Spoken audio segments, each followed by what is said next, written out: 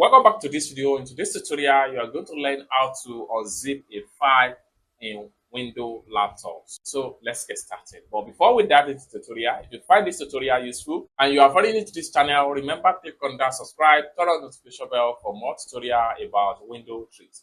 So with that being said, let's get started. So welcome back to this video. The first thing you need to do is to make sure you navigate to the file, right click on it. Then the next thing you need to do is to simply click on extract here. So in a few seconds, everything is going to be extracted into a folder like this. Next thing you can do is to simply delete the zip file after you have already unzip it. For you to delete the zip file, press shift key and delete key on your keyboard, and this is going to pump up. Next thing you need to do is to simply click on yes.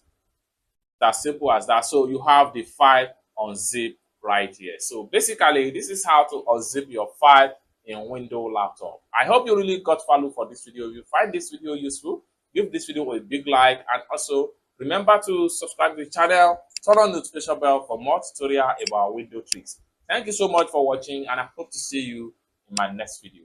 Peace.